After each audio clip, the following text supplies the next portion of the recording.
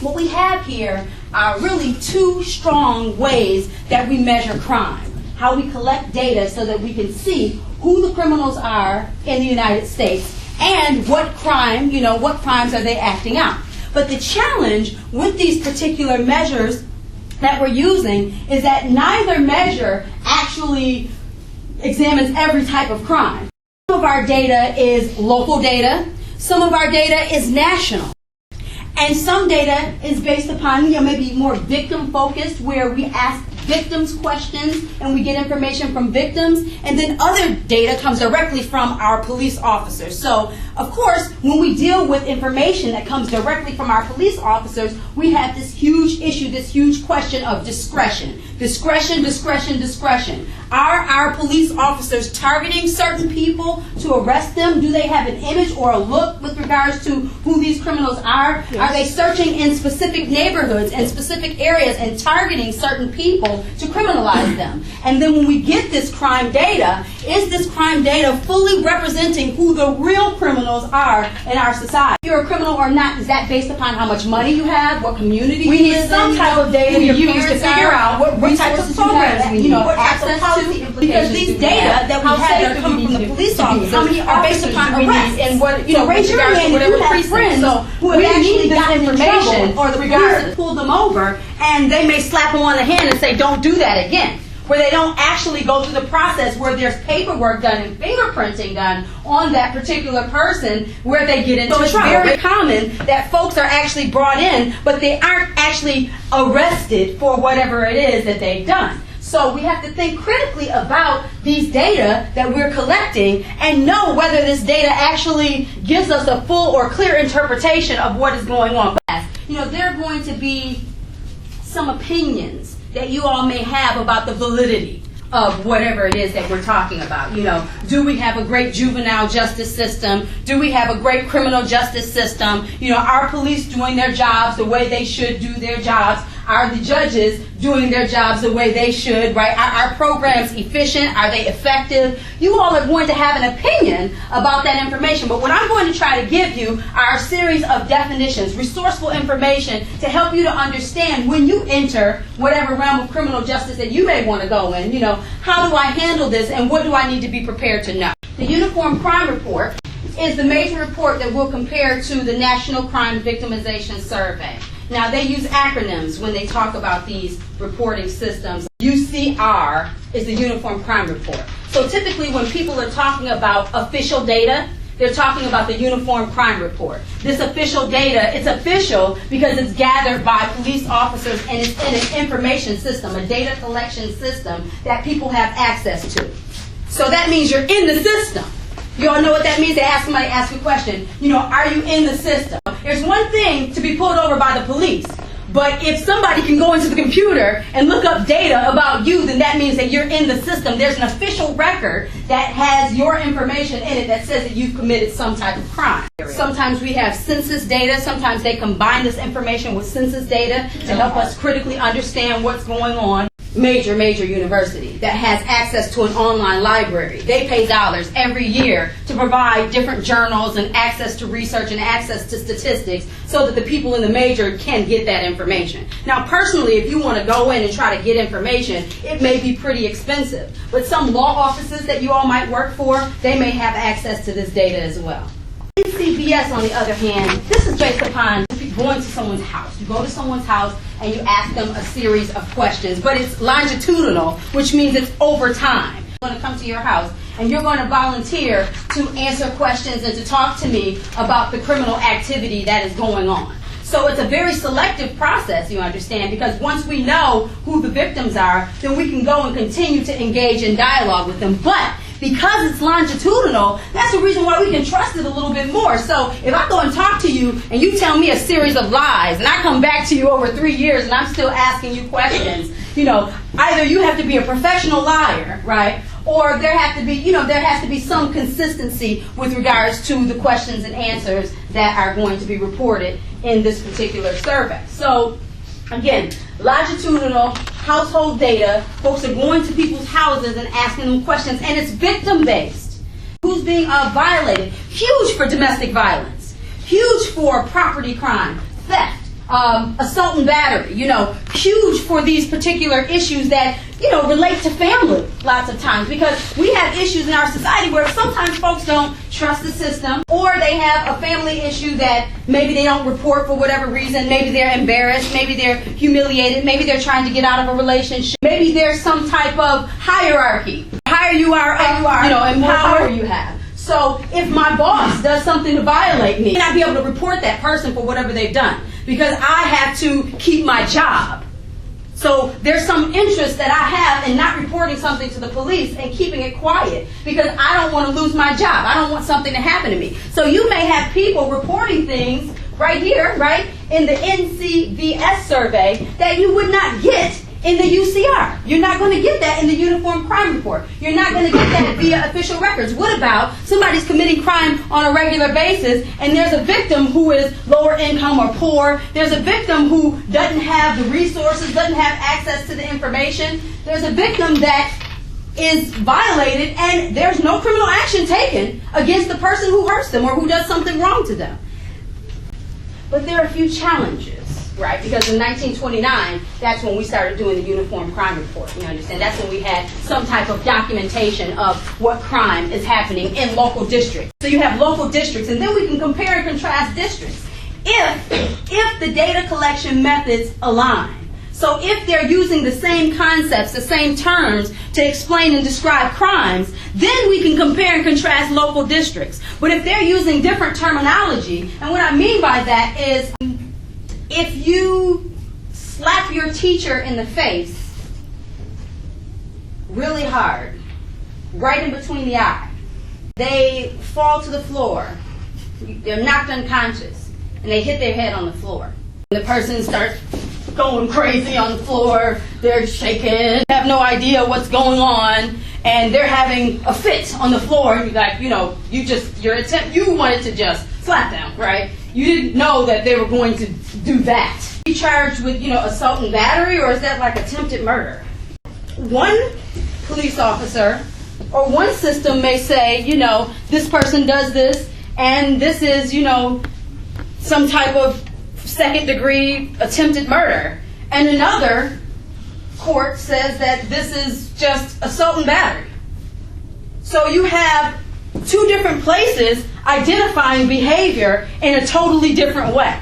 So how can you compare and contrast local statistics if they have a different way of explaining and describing what is actually happening and how they charge people? So that's a huge challenge that we have with the Uniform Crime Report, because we can't really do a strong comparison because it's just local data. It's local data. This is national data. So we take this information and we use the same model throughout the United States. So we're using the same model, we're collecting data in the exact same way in the United States. Whereas each jurisdiction with Uniform Crime Report has their own way of understanding what these particular crimes are and how they fit into a category. Makes it really tough to compare and contrast, what are the distinctions between crime in Northern Virginia, right, and then crime in Richmond. How do we explain and describe crime in the exact same state? In the exact same state. It's difficult. It's really challenging. But again, we have a system. The system is presenting us information, and we can use that information to validate the success of a program, or whether we should pay for something or not pay for something or whatever. So we have something, but it's not perfect. And is life perfect?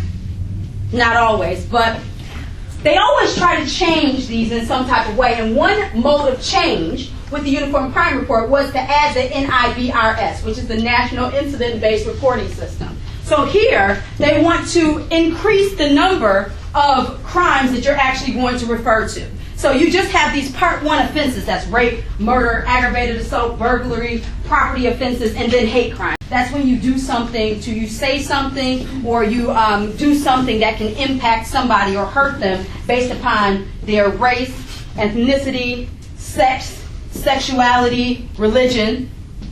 So you're going to attempt to hurt them or violate them because of those particular characteristics. Now, if someone commits a hate crime, discretion is in order. Because how do we actually know that someone is committing that crime because someone is of a certain culture?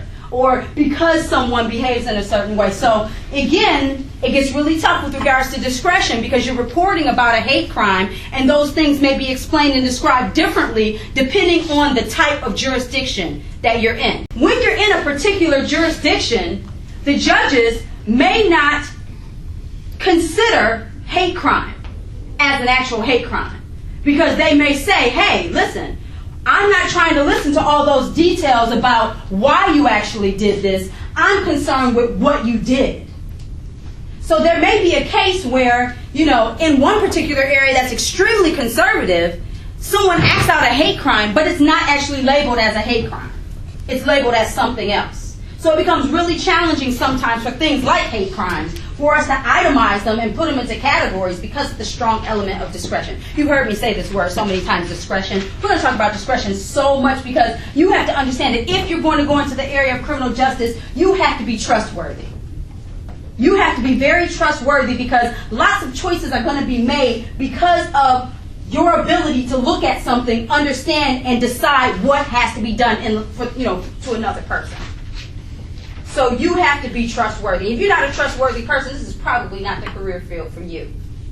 And it's going to be a lot of pressure on you to make choices because people are going to be depending on you to understand what it is that you see and to be able to think critically about all of these different relationships and decide what the best interest is for that victim or for that person being accused of a crime. Now we're going to add 22 sub-classifications to go under these Part 1 offenses. So this is a really great addition to the Uniform Crime Report, but at the same time it's a little sketchy, right? Because of what we just talked about. This idea that now you have these Part 1 offenses, but at the same time, the people aren't really, putting things in the category in the exact same way.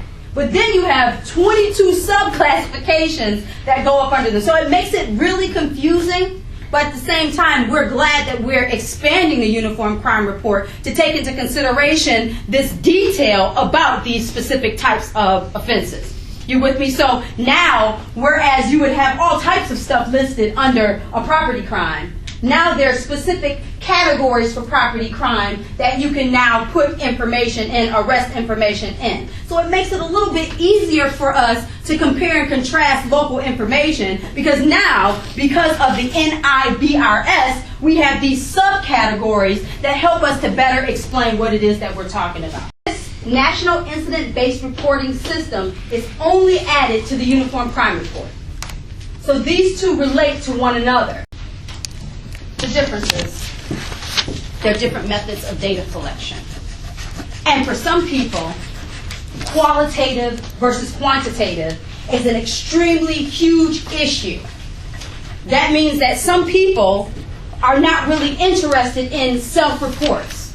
They don't trust the information that is given by everyday people. They want something that appears as if it comes from an expert. The police officer in this case with the Uniform Crime Report is the expert. They're being arrested based upon a specific criteria. There's a specific set of rules and regulations that police officer has to follow in order to arrest them. So some people trust the Uniform Crime Report more than they actually trust the victimization survey because this survey is completed by folks who are going in, who are hired by the Bureau of Justice, hired by the Bureau of Justice to go in and to interact and communicate with victims. So some people also have an issue with getting information from victims, right? So maybe you get this information from this victim. How do you know if this person is lying? How do you know that they're actually telling the truth? How do I know that I can trust this data? Well, the police officer, they have to have proof that this person actually committed this crime. But what is the burden of proof during the victimization survey? How do they know that this person is actually telling the truth, that this really happened? What evidence do they have to show us that this really occurred?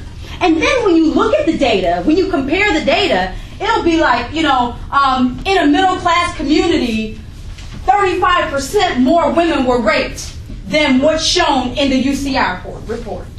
So the data distinctions are huge. They're very different because there are things that are happening in our society, right? Things like the victim may be embarrassed or they may be ashamed.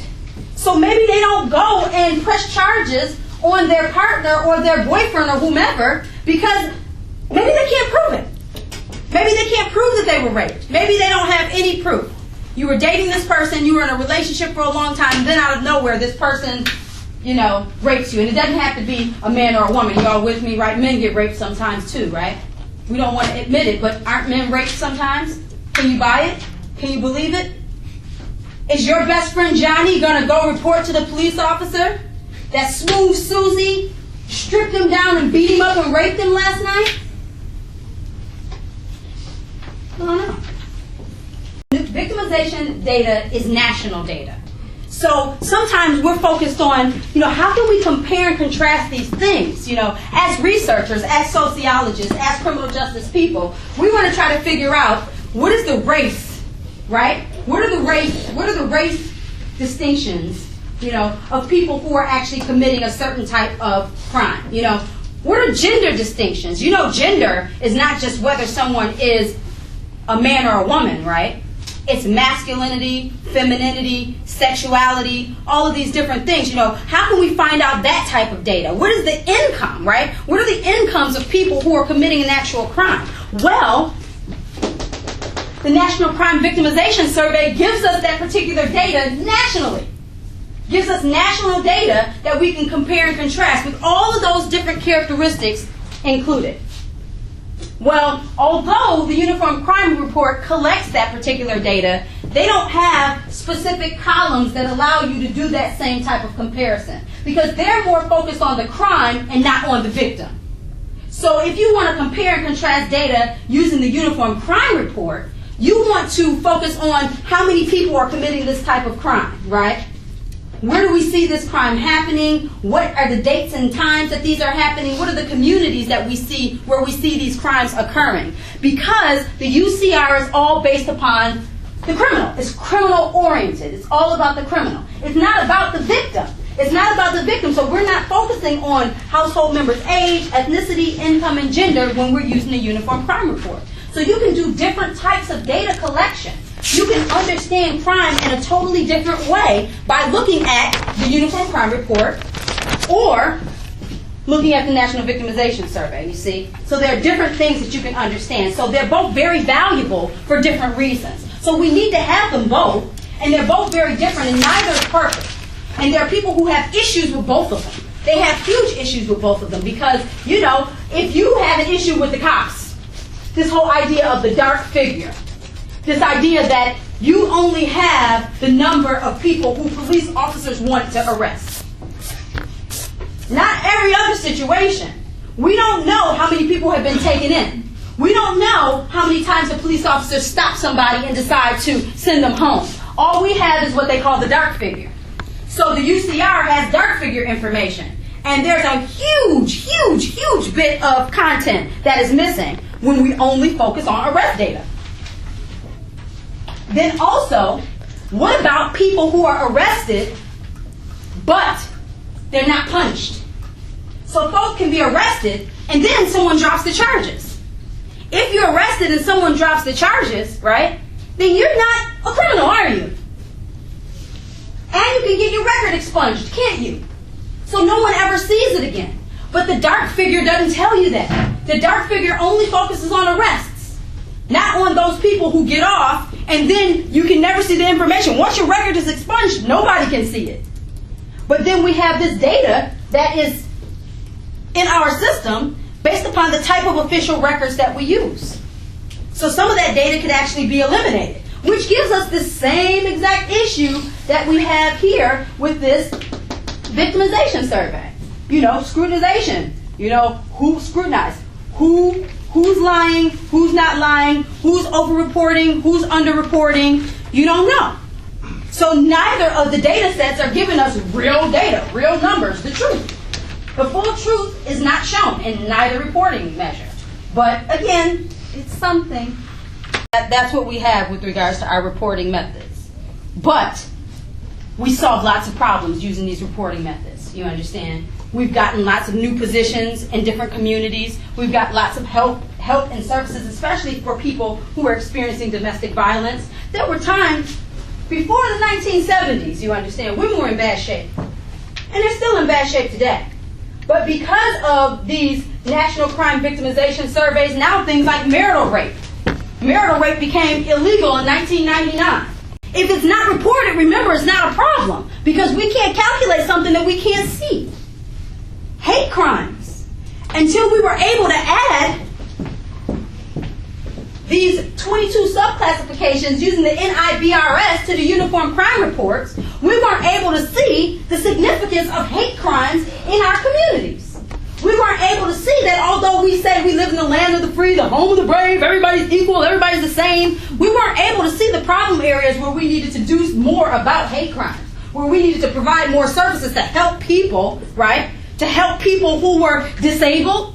We need to help people who are disabled. We need to provide services for people who are disabled, to help gay and lesbian populations, to help women, to help all these different groups. Had we not added those categories, we would not be able to see, touch, or feel the categories. So it's not perfect, but it's been something that has helped populations who are at a disadvantage. And it's very important. It's very important that we measure crime, and it's very important that they improve these methods, that they continue to improve them. The challenge is that if you try to improve them, if you change them, then you can't get the longitudinal data, meaning that you can't compare over time what's happening, because as soon as you change the terms that you use, then you can't compare and contrast what happened in 1970 to what's happening in 2014. Do you need to compare that? Maybe. Maybe not, because if you're focusing on growth and improvement, then maybe you only need to compare 1999 to 2014. Maybe you don't have to go all the way back to, the 1970s. Maybe you don't have to go all the way back to the 1930s, It just depends on what people want. And everybody wants something different, Criminal justice studies is very interdisciplinary. You're going to deal with people who are studying psychology. You're going to deal with people who are studying law, people who are studying sociology, economics, even people who are studying religion. You're going to deal with lots of groups of people, and everybody has something different that they want to see in these particular reports. And criminal justice people can't satisfy everybody. They can't do that. Nobody in the world can satisfy everybody. So we have what we have right now. And it's been extremely useful, but each method has been useful for a very different reason. And each method has been criticized up and down, backwards and forwards, with regards to how this data is collected, whether it's local or not. And then the biggest issue is that the UCR, it collects data for all ages. But this victimization survey only collects data for people who are 12 years old or older. And so that makes sense.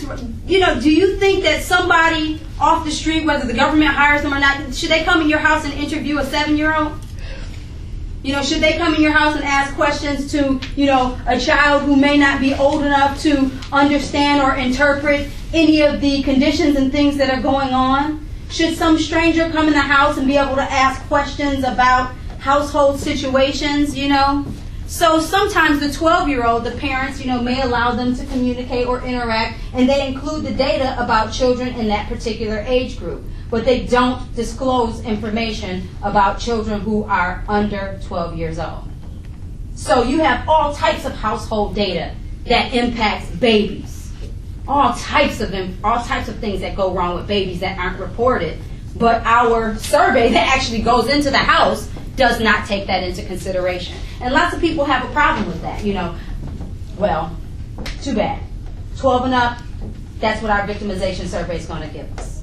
The Uniform Crime Report, which is combined with the NCVS, it will deal specifically with people of all different ages. So any type of crime that you see happening where someone is arrested for victimizing a child, that information is going to be reported in the Uniform Crime Report. But it is not going to be taken into consideration or included in any findings for the National Victimization Survey. You're going to go in someone's house over a 3-year period and you see something happening to a baby and you can't report it. It's not included in the criteria for the report. It's under 12, you cannot report it. And you're supposed to base your reports on the questions that are asked based upon the survey. It's not about the person from the Bureau of Justice. It's not about their interpretation of what they see. It's about the answers and responses that are given by the people. So it's about a self-report. That's why it's called a self-reporting method, because it is based upon what the people tell them, not based upon what they think they see. UCR deals with all the Part 1 offenses, which you'll find on the chart on page 26. Murder, rape, aggravated assault, robbery, property crime, hate. And then 22 subcategories under all of those particular areas. So it's a huge area that they're covering. People who hold power in our society, for whatever reason, those crimes they're not listed under the categories. They come up with different names for these particular types of crime. When somebody commits a crime and it falls under white-collar crime, it never fits into the categories that are listed here. They come up with new names. They define them differently. The punishments are different. That's an issue that people have with Uniform Crime Report. NIVRS is connected to the Uniform Crime Report. Okay.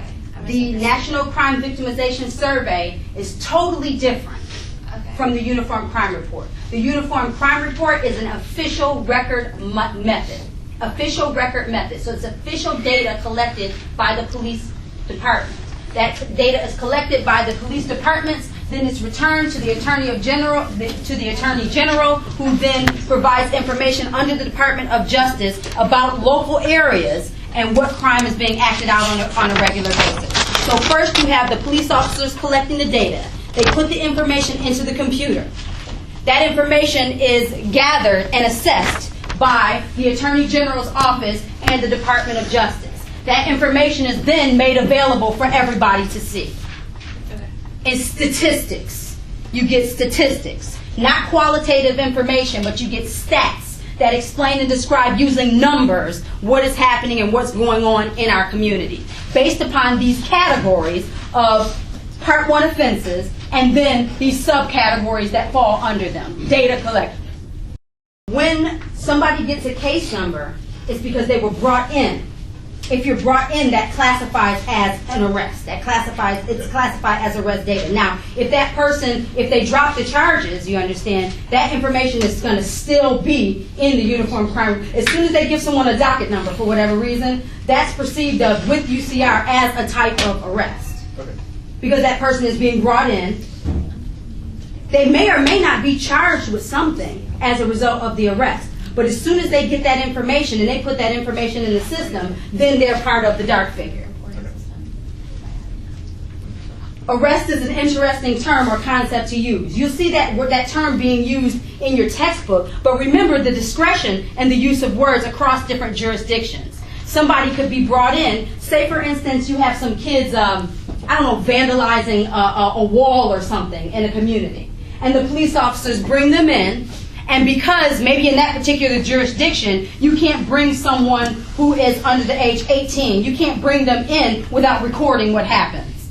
So they may not actually be arrested and charged, but there's a docket number for those youth because they're underage. You can't actually bring them in and have them in your custody without having some type of liability for that particular group.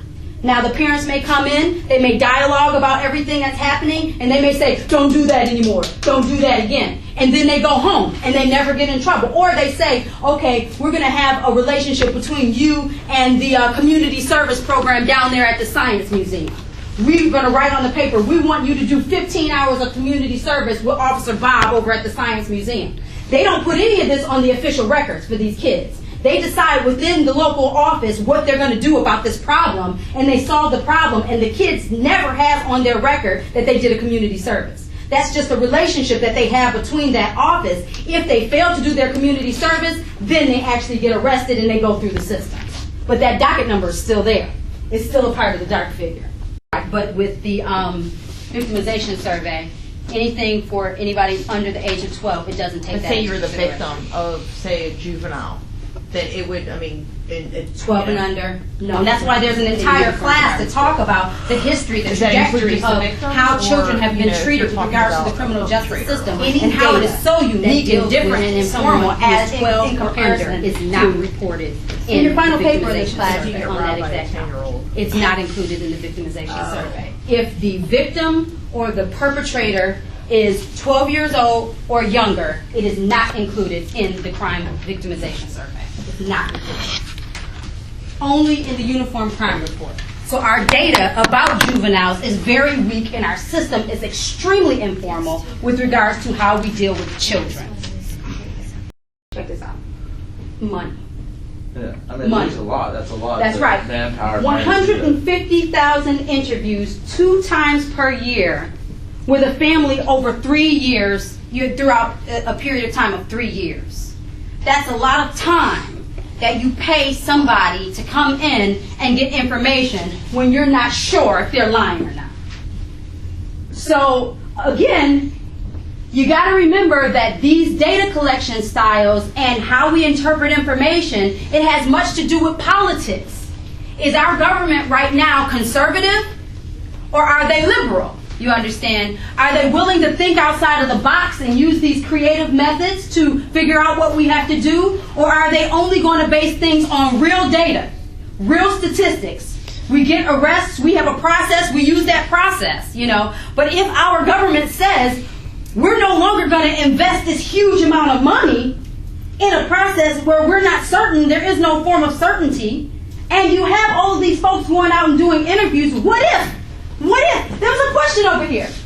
It was about, you know, whether the actual feelings or thoughts of the interviewer were taken into consideration when they were collecting their data. What if you send out 75,000 extremely biased people and they're listening to this information, and that's just random, you know what I mean? It's just thinking critically, you know. And they provide this information and it doesn't truly reflect what these people have to say. What if? The thing is, you can totally say, what if? And so I would understand why somebody would say, let's get rid of this. But then from looking at this compare and contrast situation that we have going on here, you can see why both of them are extremely valid. Why we need both. Although, you know, you got the dark figure, and then you got the what if figure here. But what if you eliminated either? You know, imagine what we've gotten out of being creative, thinking critically about how we understand crime and how we measure it in the United States. Then there would only be local data collection. There wouldn't be a national survey at all. So we wouldn't have national crime statistics at all. We would just have local statistics. And we would compare and contrast local statistics maybe by even adding more subclassifications, I would think, maybe. Maybe they add more subclassifications and then base things totally on official record. But you see why it would hurt if they got rid of it? They changed the survey in 1992. So they did think about the style of the question, what you're asking, how discretion is applied, what type of data collection you can get from it, what type of validity we can have. You know, so they did change the questions to keep that to take that into consideration. I'm 100% sure there's a process for choosing the person that you're going to have to go out and conduct the survey. It's a job. It's a job opportunity. But no matter what job you have, there are going to be people who do the job well, and there are going to be people who are terrible at the job. Those people, sometimes they get fired, and sometimes they stay on because they're cousins or buddies with the person who's involved with the system. So there's discretion no matter what. There's no process that they can create for human beings where there's no margin for error, where someone's not going to go in and do something incorrectly. Now, you can luck out and have a strong period of time where you have a large majority of your staff who are doing great things, but you can never guarantee. I can never come in this class and say everybody in here is going to get an A. I can't do that. Even if I do the best teaching job that I can possibly do, I can't guarantee that you all are going to use the information that I give you and then produce something that's going to be quality. All that we can do is have a criteria, try to implement the criteria, and have some type of punishment for people who don't do what they're supposed to do. So they did change the questions. So they made an attempt to improve the process.